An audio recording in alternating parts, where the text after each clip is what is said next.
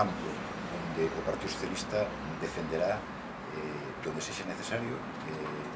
ese sistema no que queremos, que é un sistema público de sanidade gratuito, universal e de calidade, e donde, lóxicamente, aí nos oponemos a calquer tipo de limitación da igualdade de oportunidades, donde creemos realmente que é un dereito, por tanto, que é donde o cidadán si desarrolla esa capacidade de ser titular de un dereito, non un consumidor, sino un cidadán, e donde, ademais, rechazamos e confrontaremos contra esas limitacións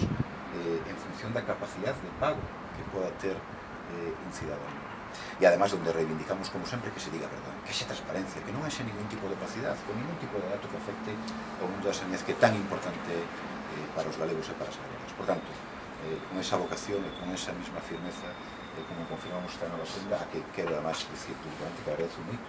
que acudiran hoxe a sede do PSD, a sede dos socialistas galegos, para compartir e para confirmar e reafirmar